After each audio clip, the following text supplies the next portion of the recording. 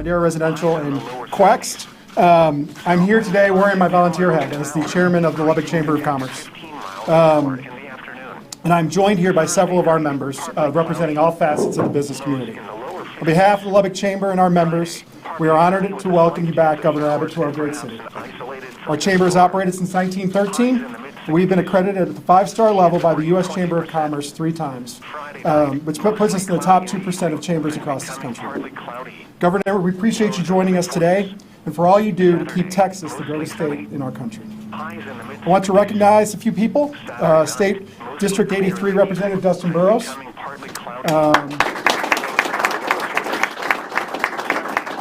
Our Mayor, Dan Pope. Mayor Pro Tem Steve Massengale, and the Chancellor of the Texas Tech University System, Ted Mitchell.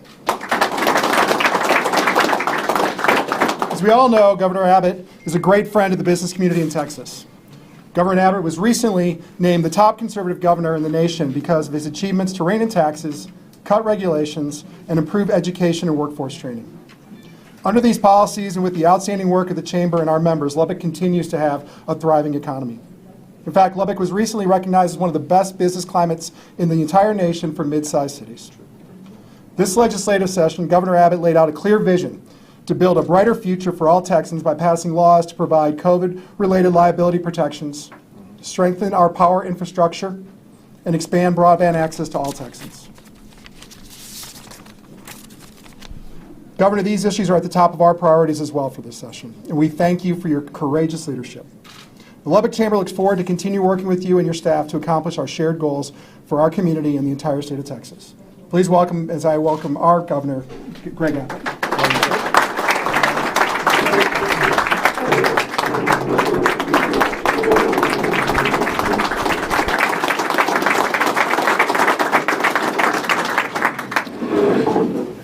Well, thank you all, and Dave, I want to thank you for your very kind words and for the leadership that you're showing to the business community in the greater Lubbock region. And also want to thank the Lubbock Chamber of Commerce for all that you all are doing, as well as all the business and community leaders who join with us today, but also who really work every single day in lifting up the entire Lubbock region to being a shining star in the premier state in the United States of America.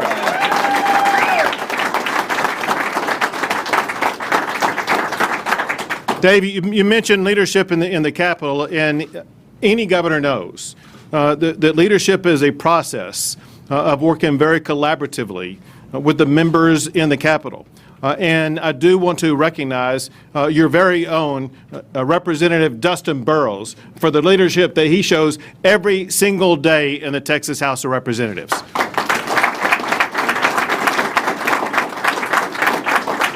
I know that his colleagues, Senator Perry and Representative Frulo, also wanted to be here. They are in Austin, committed to work as we speak. I also want to recognize the mayor. The mayor and I have worked on multiple issues, whether it be COVID-related issues or Arctic blast-related issues, whatever the case may, whatever the case. Although that's kind of typical for you guys up here. That's nothing new for Lubbock. And one of the premier education leaders in the United States, and that is the Texas Tech Chancellor, Ted Mitchell. Thank you for everything that you're doing. And I especially want to thank Rudy Rosales, right here.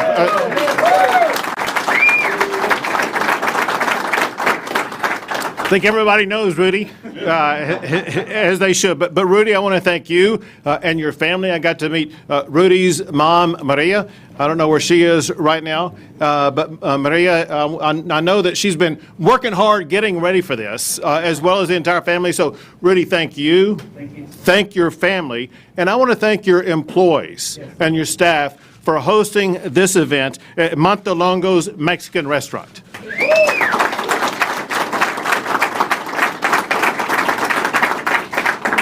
Many of you in Lubbock know the story about this restaurant and its legacy, and I know about it, but I was shown pictures of the originator of it, and that is Rudy's grandmother, Petra Montalongo, who opened this restaurant about 50 years ago and built it into what has become a Lubbock treasure. Rudy and his family, they typify the entrepreneurial spirit that does make Texas so exceptional.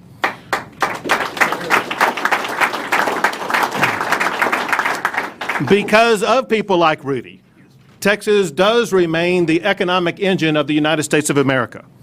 Texas has been ranked #1 in the United States for business for 16 straight years. Texas has led the nation in exports for 19 straight years. And if Texas were its own country, we would now have the 9th largest economy in the entire world.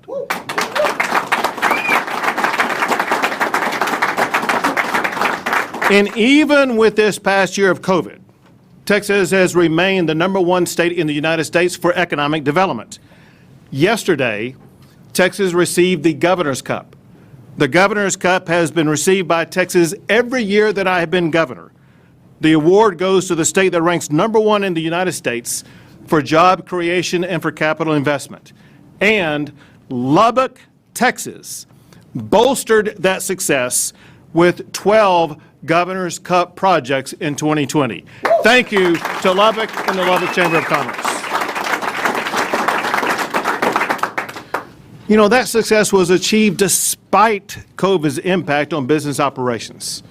For nearly a half a year, most businesses have been open either 75% or 50%. And during that time, too many Texans have been sidelined from employment opportunities. Too many small business owners have struggled to pay their bills. This must end. It is now time to open Texas 100%.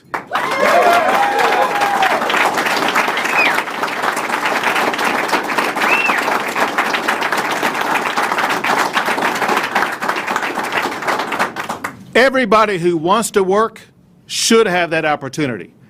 Every business that wants to be open should be open.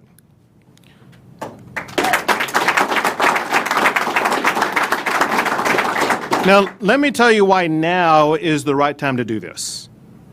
Texas is far better positioned now than when I issued my last executive order back in October. And we are in a completely different position than when I issued my first executive order last March. Back then, hardly any Texan knew what PPE was. Now we have an abundance of it. Early on, there were no COVID tests. Now we have the ability to do well over 100,000 COVID tests per day. When COVID first ravaged our communities, there were no medicines to treat it. But now we have antibody therapeutic drugs to treat COVID and to keep people out of hospitals.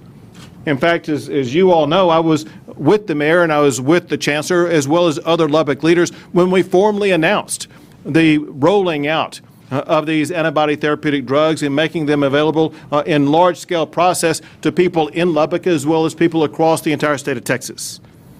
And we also have multiple medical advancements that help Texans heal and, importantly, help keep Texans out of hospitals. And last March, most Texans had no clue about the precautions needed to avoid COVID. Now, Texans have mastered the daily habits to avoid getting COVID. But most importantly now in Texas and across the country, we now have vaccines to protect Texans from COVID. More than 5.7 million vaccine shots have already been given to Texans. Today, we set a one-day record amount of vaccines administering more than 216,000 in one day alone. And we're now administering about 1 million vaccine shots a week. By next Wednesday, about 7 million shots will have been given to our fellow Texans. Equally important, we are getting the vaccines to the Texans who need it the most, those who are most likely to be hospitalized or lose their life because of exposure to COVID. By next Wednesday, over half of our seniors will have received a vaccine shot. And by the end of this month, every senior who wants a vaccine shot will be able to get a vaccine shot.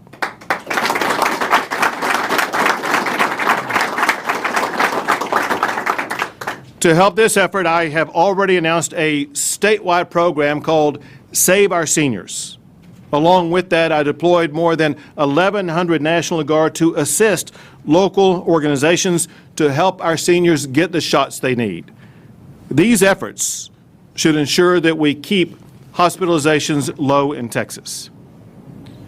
Importantly, the number of vaccines will continue to increase rapidly, with additional supplies of the Pfizer and Moderna vaccines, as well as the new vaccine that's come out by Johnson & Johnson, which is a one-shot vaccine that Texas began administering today in the state of Texas.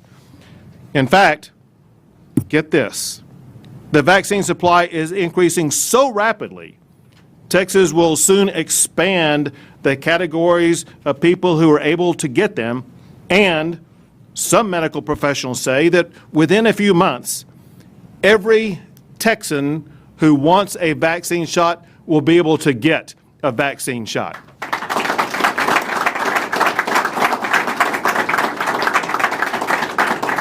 And something else happened this past year. Almost 2.5 million Texans were lab confirmed for having recovered from COVID.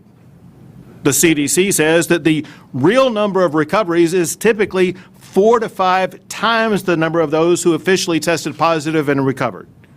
Mathematically, what that means is that approximately 10 million Texans, or really more, have recovered from COVID and have the proven ability to beat the disease. Now, all of these advancements in events have led to remarkable improvements. Hospitalizations are the lowest that they have been in 4 months. The number of active COVID cases is the lowest since November and is less than half of what it was just a month ago. That means that far more Texans are recovering from COVID than contracting it. Also, today is the lowest positivity rate we've had in 4 months. We have been under 10% positivity rate for days now. Today, we're now under 9% positivity rate in the state of Texas. But make no mistake, and to be clear, COVID has not suddenly disappeared. COVID still exists in Texas, in the United States, and across the globe. But it is clear from the recoveries, from the vaccinations, from the reduced hospitalizations, and from the safe practices that Texans are using, that state mandates are no longer needed.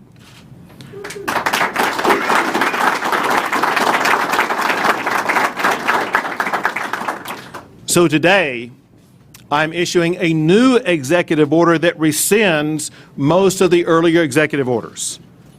Effective next Wednesday, all businesses of any type are allowed to open 100%.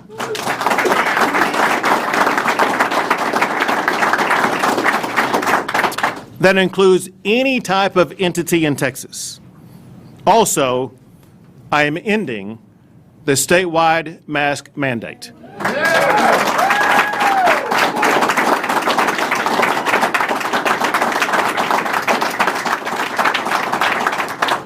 Now, despite these changes, remember this: removing state mandates does not end personal responsibility or the importance of caring for your family members and caring for your friends and caring for others in your community.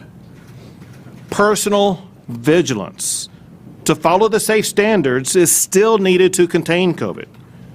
It's just that now state mandates are no longer needed. To stay safe, Texans should continue following medical advice on preventing COVID just as they do on other medical issues. That is exactly how Texans were able to deal with infectious diseases in the past, like H1N1. They followed safe practices and they got medical treatment when it was needed. For a year now, Texans have wrestled with COVID, and they have learned best how to conduct their own lives. For example, if businesses want to limit capacity or implement additional safety protocols, they have the right to do so. It is their business, and they get to choose to operate their business the way they want to. At this time, however, people and businesses don't need the state telling them how to operate.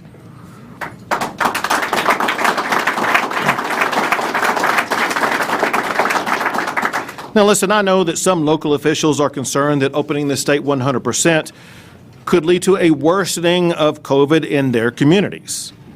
And my executive order addresses that concern. If COVID hospitalizations in any of the 22 hospital regions in Texas rise above 15% of the hospital bed capacity in that region for 7 straight days, then a county judge in that region may use COVID mitigation strategies in their county. However, under no circumstance can a county judge put anybody in jail for not following COVID orders, and no penalties can imposed for failing to wear a face mask. Also, if restrictions are imposed at the county level, all entities must be allowed to operate at least a 50% capacity. More importantly, though, we believe that there will not be the threshold met at hospitalizations for county judges to even consider implementing those strategies, because Texas will continue working collaboratively with all counties to speed the vaccination process. So putting this all together, Texas is doing more than ever to save lives and to reduce the spread of COVID. We must now do more to restore livelihoods and normalcy in the lives of Texans. We will continue to grieve for all who have suffered through this pandemic, and we will always mourn the loss of all lives. We are relieved that Texas now has better tools and more knowledge than ever before to help our fellow Texans combat COVID. Today's announcement does not abandon the safe practices that Texans have mastered over the past year. Instead, it's a reminder that each person has their own role to play in their own personal safety, as well as in the safety of others. It's a reminder that individual safety is managed every day as a matter of personal responsibility rather than by government mandate. Individual responsibility is a corollary to individual freedom. We can have both. Today's announcement ensures that Rudy Rosales and his family, just like all businesses and families in Texas, have the freedom to determine their own destiny. Just like all Texans, they can tap into their own self-reliance to seize the opportunities that are so unique in Texas and that make our state the most exceptional in America. May God bless you all, and may God forever bless the great state of Texas.